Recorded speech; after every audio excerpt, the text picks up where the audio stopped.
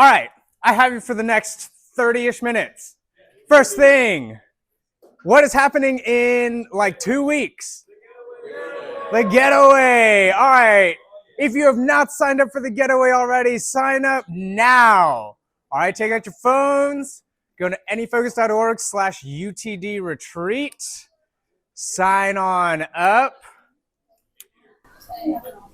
Yes. You can sign up and pay it. Okay. Yeah, we'll take care of duplicates. So if you haven't paid yet, but you already signed up, just go ahead and sign up again and pay. But you don't have to pay. Yeah.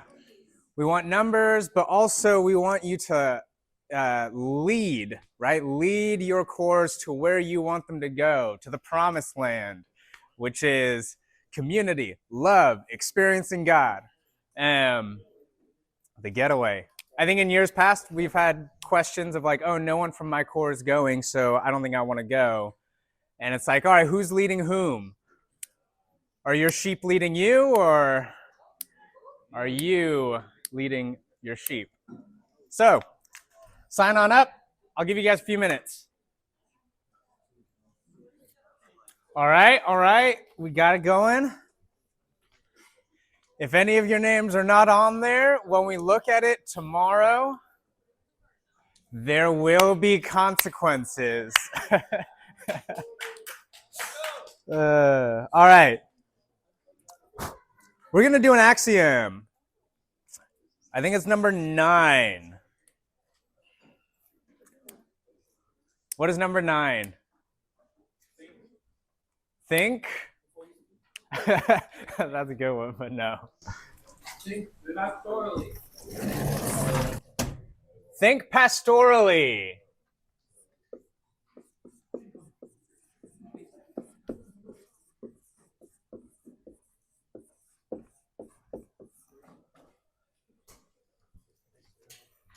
Think pastorally. Okay, can someone tell me what a pastor is? Isaac? They lead their flock. They lead their flock. Someone said Jesus. Yeah. Juan wants his kudos. Juan said it. Jesus. Joel Osteen. Brooklyn. Relying on God's wisdom instead of yours. Oh, to teach, to lead people to pray to God. What did Warren say? To teach people how to pray. Yeah, I think that's what to teach people how to pray. What is this word, pastor? Anyone know what the Latin word is? It's a trick question. Anyone know what the Latin word is? Pastor. And it means, if one took the root of this past, it could mean feeder, or really to them it just meant shepherd. All right, so pastor just means shepherd. Someone who leads his sheep to get fed in a pasture. Whoa, Latin roots, guys. So I want you guys to open up your Bibles to John 10 and tell me a few aspects of what a good shepherd does.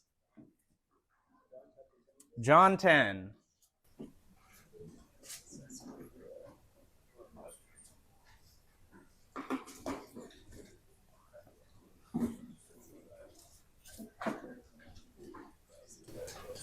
He walks ahead of the sheep. Walks ahead of the sheep.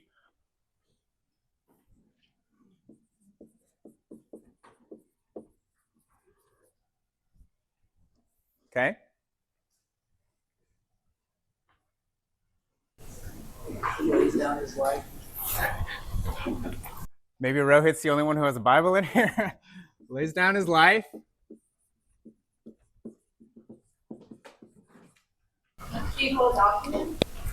Calls out to them. And he knows his own, and his own knows him. Yeah, he knows his own. Yeah, this calls out to them, and they know his voice, right?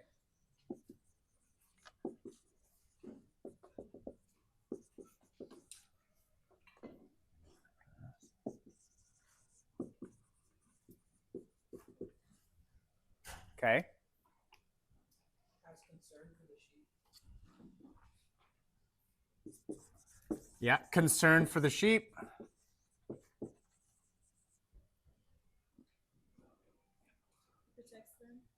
Protects them. Yeah, it says he's not a hired hand, and so he's actually going to put his body in harm's way to protect the sheep. Yeah. Does that mean he should work for nobody? He works for no. I mean, I guess the implication is, yeah, that the sheep, he's not paid by someone else. Like, these are his sheep. Yeah. So I have other sheep that are not of this sheep pen, but I must bring them also. He's got to bring other sheep. All right. Now go to Luke 10.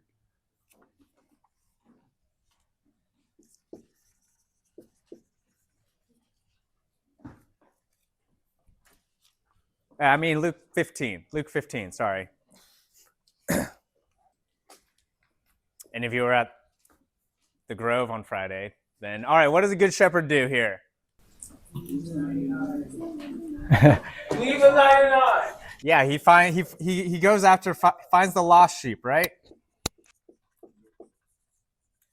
Whoops, whatever.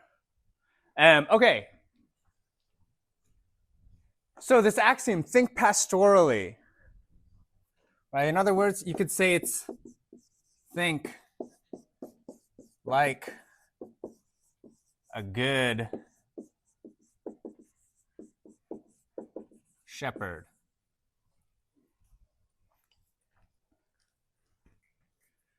I remember one of the so a lot of us, you have certain people in your core who by the end of the year that you're like, oh, they have a lot of leadership potential. I think they could be a Corfa. I want them to have experience leading a core with me, right? Planning a core and leading this core with me. And so I did that one year with this guy. His name was Chase. Many years ago, none of you know him. None of you will probably ever know him, so it doesn't matter. Great guy, very spiritual guy. And so we got together to plan core. And I was like, all right, what needs do you see in our core that we should be addressing? And he's like, I don't want to do that. I was like, wait, why not? And he said, well, I feel like if we address something specific, then it'll feel like we're calling somebody out. And I'm like, oh, that's not like what I'm talking about. I'm not talking about calling anyone out. I'm saying like, I want us to know our guys and know what they need and be able to have a core on things that actually affect their lives and not just something general. He's like, no, I want to do something general. I was like, oh, okay. So tell me, why is that not what a good shepherd does? Isaac. The sheep are generally not lost. So there's like one that's really far away. If you give it a general answer, it's never coming home. Yeah, you're not addressing, I mean, I guess you don't really know your sheep, right?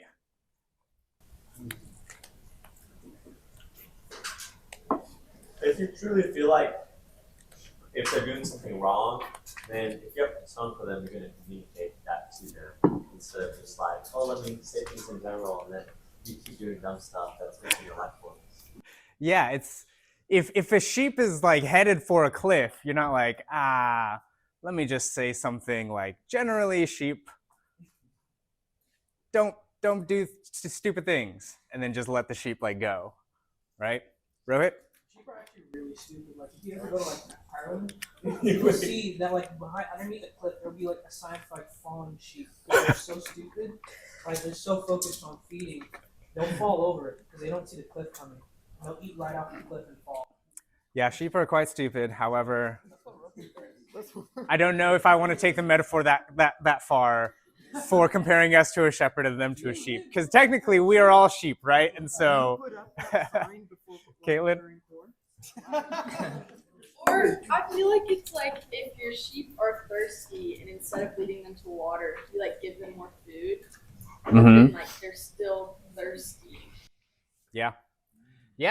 It's, when we plan core, we want to, there are styles of leading Bible studies. There are styles of leading small group where it's like, here's the passage we talked about at church this Sunday. Let's talk about it some more here. And that's fine. There's nothing like sinful about that. But it's not how a good shepherd thinks, right? Because a good shepherd knows his sheep. He calls out to them and they know his voice, right? He protects his sheep, or she protects her sheep.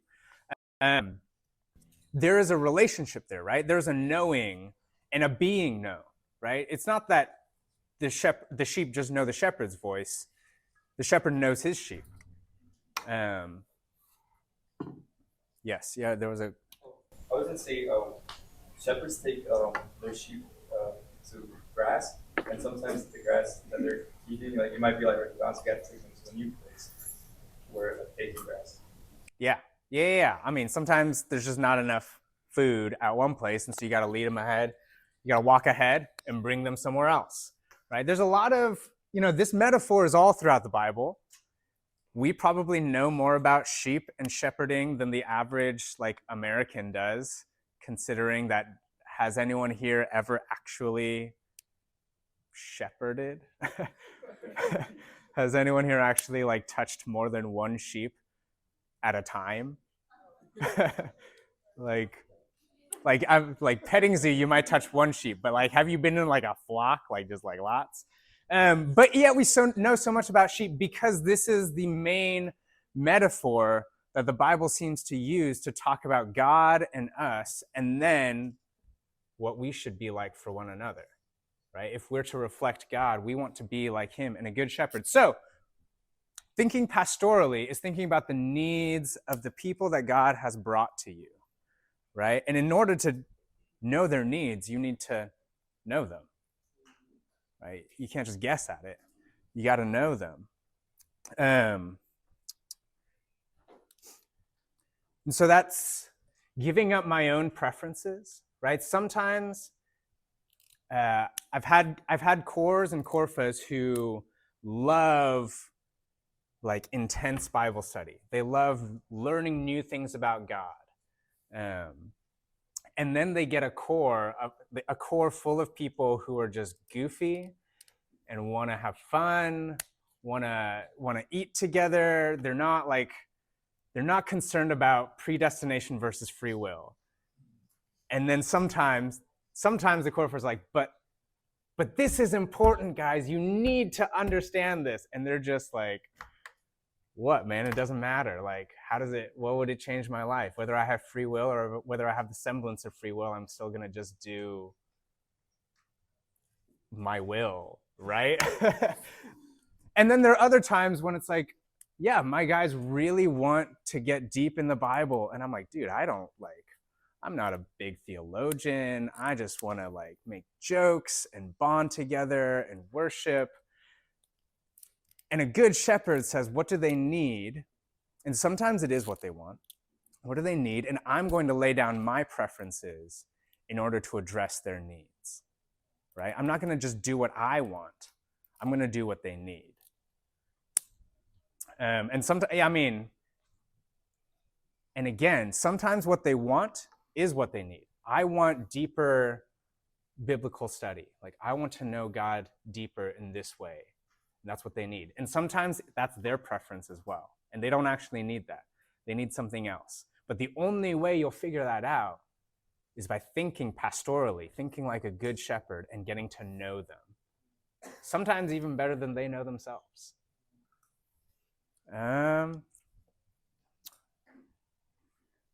So thinking pastorally, just think like a good shepherd.